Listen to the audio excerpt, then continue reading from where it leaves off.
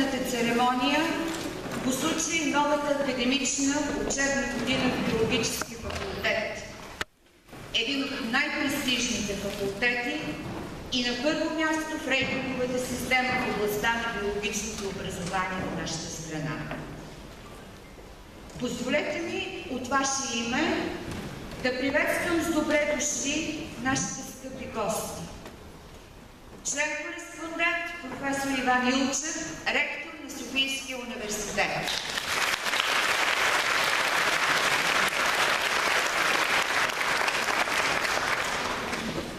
Нейно превъзходителство госпожа Йорка Алайбек, посланик на Република Хърватия.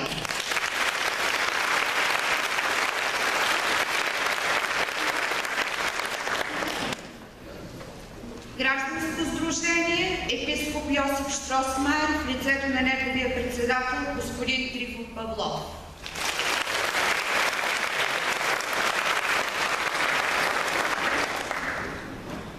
Давам думата на ректора на Софийския университет, професор Илчев.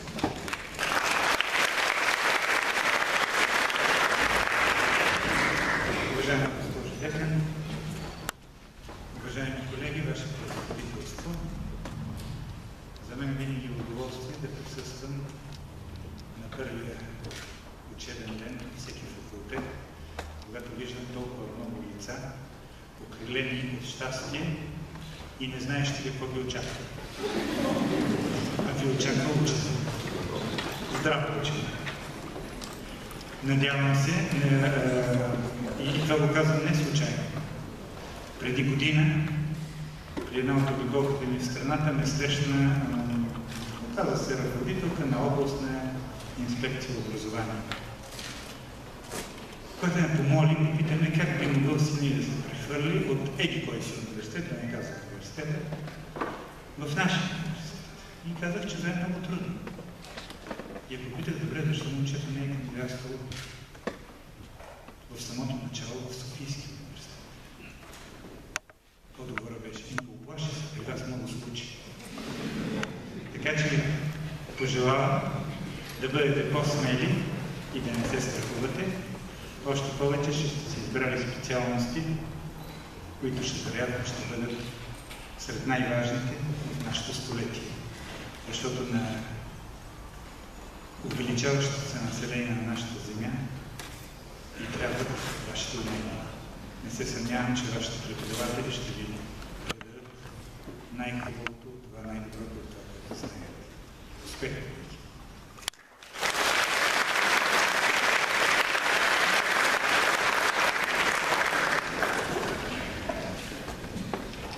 Драги първокурсници, позволете ми специално да се обърна към вас и от името на деканското ръководство, от името на вашите преподаватели и лично от свое име най-сърдечно да ви приветствам още веднъж с добре дошли в нашето академично семейство. От сърце пожелавам на вас и на вашите родители много здраве и радости. На вашите родители особено, тъй като те са ви отгледали, те са ви възпитали и дават мило и драго да се изучите в най-престижния университет, Софийския университет. Бъдете студенти със самочувствие, защото ще учите в най-добрия университет, но давайте и своя принос за неговото добро име, с посещението си на лекции, с уважението си към преподавателите и колегите, с цивилизованото си поведение и доброто си възпитание, с всичко, което правите, защото Софийския университет е вашият университет, защото Биологически факултет е вашия факултет. Да търсите истината и да я защитавате. Не предавайте достоинството и съвестта си. Бъдете приятели на отговорността, решителността и духовността, които са присъщи на силните умове. Пазете академичните ценности и дух.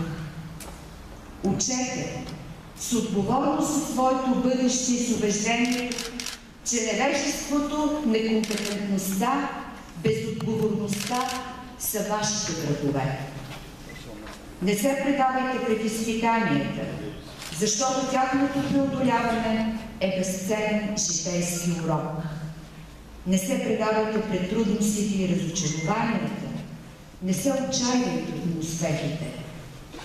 Помнете, че съдбата ви е във вашите собствени ръце и че всичко може да бъде постигнато, когато човек се поставя ясни цели и след това полага последователни усилия за тяхното постигане.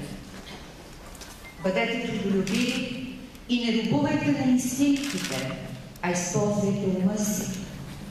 Посещавайте редовно лекции. Гответе се с постоянство и последователност за участие в семинарите и практическите занятия. Четете упорито за изпитите. Слушайте внимателно своите преподаватели и следвайте техните съвети. Задавайте въпроси, участвайте в дискусии.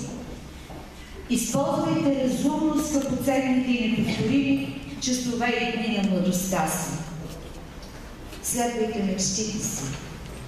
В началото на всеки успех след мечтите, а развитието спира, щом човек се откаже да мечтае и да се бори. Мечтите и плановете обаче винаги са лични и всеки сам трябва да открие най-добрия път за себе си и да го извърви най-вече със собствени сили. Ето защо мислете нестандартно. Подлагайте всичко на съмнение, включително и това, на което ви учат вашите преподаватели. Но преди всичко бъдете критични към себе си и винаги търсете първо собствената си отговорност при евентуални неудачи. Не се отказвайте да бъдете себе си. Пазете свободата си, но не падайте в плен на илюзиите. Използвайте въображението си, но следвайте разума си. Бъдете почтени граждани и добри хора. Уважаеми колеги, благодаря ви за лоялността и отговорността, с която работите за нашия университет и факултет и привързаността ви към общата ни работа. Вашата всеотдайност, ерудиция, преподавателски и научен талант, любовта ви към студентите и верността ви към академичните ценности са безценен капитал за нашия факултет. Накрая пожелавам на всички студенти в биологически факултет и най-вече на първокурсниците през новата учебна година да научите много и полезни неща, а също така да се вземете и изпитите. Нека за вас това да бъде едновременно успешна и приятна година. Откривам новата академична 2013 и 2014 учебна година.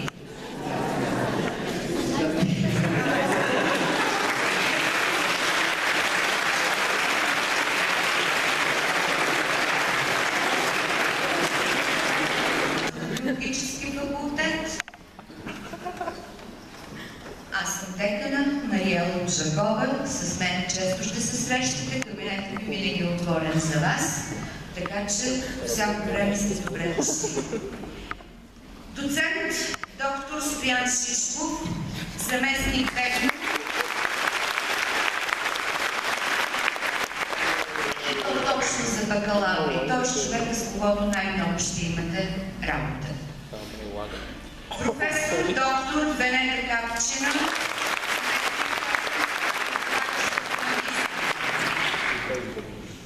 професор доктор Христо Габов, заместник декан, отговарящ. Доцент доктор Пламен Митов, заместник декан. Виждам още един много важен човек, с който също ще имате работа за всякакви неуредици в биологически факултет и такива ще има, повярвайте. Инженер Стефан Чанков, управител сграда.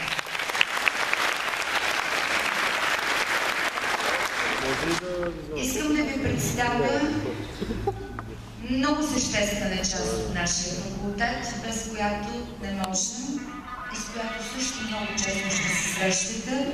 Това са нашите инспектори. Дениза Юзилова, инспектор учебен отдел. Динка Наумова, инспектор студенти.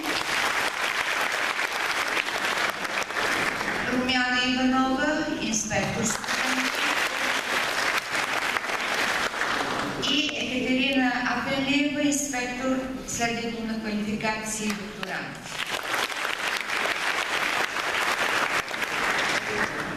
И сега искам да ви представя и ръководителите катедри. Катедра биохимия, чийто ръководител съм аз.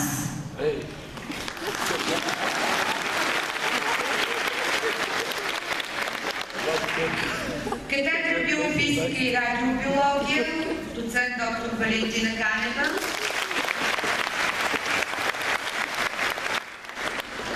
Катедра ботаника, професор доктор Майя Стойнева. Катедра биотехнология, доцент Валентин Савов, само че той е болен, за съжаление, не е в залата.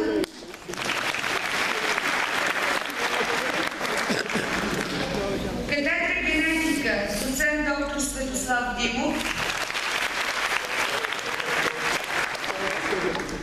Катедра екология и ОПС, доцент Валентин Богоев.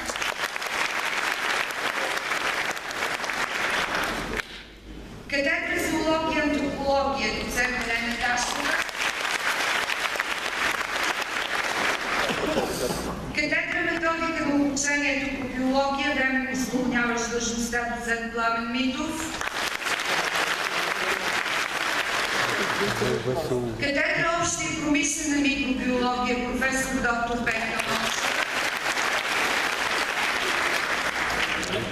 Катедра обща и приложна хидробиология, професор доктор на биологическите науки Яна Топалова. Катедра физиология на растенията, професор доктор Венета. Катедра физиология на животните и човека, професор доктор Христо Гагов. Катедра цитология, хистология и биология, член-кореспондент, заместник ректор на Софийския университет, професор доктор на биологическите науки.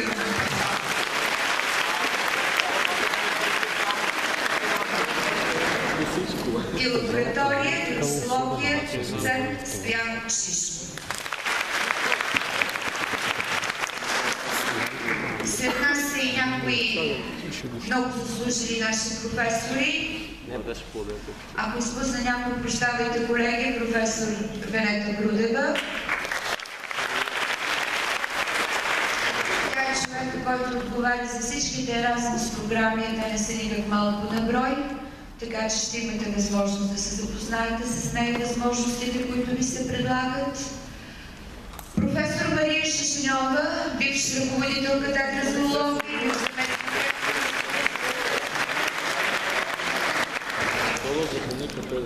Професор Здравко Лалчев, член-кореспондент.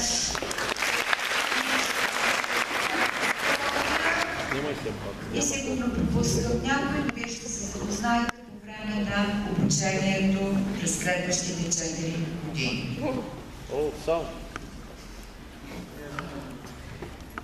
И днеска денят е малко по-различен, отколкото традиционно откриваме учебната година, тъй като днес така имаме едно паметно събитие, ще откриваме една паметна плоча.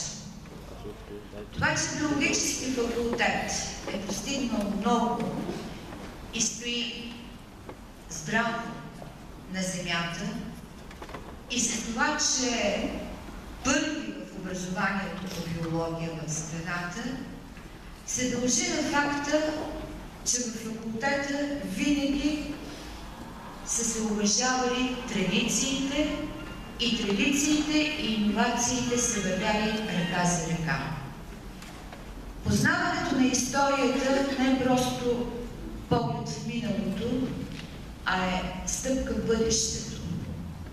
Все пак, с гордост можем да кажем, че някои от основателите на биологичното образование в България са от биологически факултет. А в случая става въпрос за един човек, който е хърватин по рождение, българин обаче по подданство, който преди повече от 117 години е започнал своята кариера в биологически факултет. Той е първият ръководител на катедра сравнителна анатомия и систематика на гръбначните животни при нейното основаване в далечната 1897 година. Освен това, той е бил и ректор на Софийския университет 1911-1912 година. Това е първият български професор по зоология Стефан Юринич. Давам думата на председателя на дружеството Щросмайер, господин Трифон Павлов, за да каже кой е бил всъщност професор Юринич.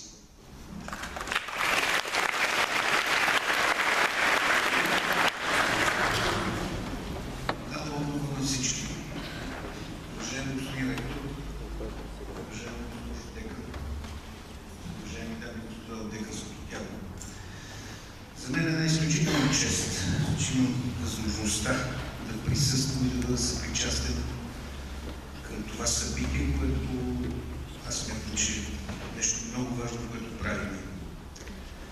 Тъй като нашето сдружение е една от целите да работи за популяризирането на, за жалост, забравените българо-хърватски връзки, а вече 10 години ние го правим много успешно.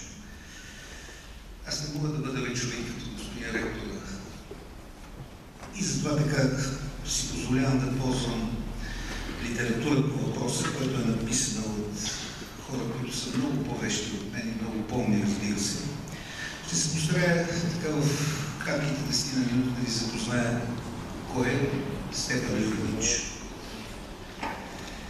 Когато говорим за българо-хърватските отношения, длъжни сме да отдадем заслужението на професор Стефан Юринич, хърватина, който не само посещава 35 години от живота си за благото на България, но и първи след нейното освобождение през 1878 година начава активна дейност за взаимно познаване и сближаване на българския с хърватския народ. Роден на 15 ноември 1855 година в село Петровина, окръг Ястребарски, Юринич завърши основно образование в родното село и гимназия, учи в Карловац и Загреб. И става студент в Загребския университет. Точно по това време там учат много българи, които благодарение на щедрата подкрепа на епископ Йосиф Юрий Щросмайер и доктор Франьо Рачки, повечето от тях са хърватски стипендианти. Това са бъдещите български геолози, метеоролози, филолози, педагози и юристи. Впрочем, точно тази безспорна хърватска заслуга, помощта за формирането на част от българската интелигенция, полага онази здрава основа за духовното сближаване на двата народа, което слага траен отпечатък и върху житейската съдба на Стефан Юринич. Защото като студент в факултета по естествени науки на Загребския университет, той завързва искрено приятелство със студентите си българи Георги Златарски, Спас Вацов, Михаил Сарафов и много други. И защото това приятелство успява да прерасне дълбока симпатия и обич към българския народ, на когото Стефан Юринич посвещава своя живот дело.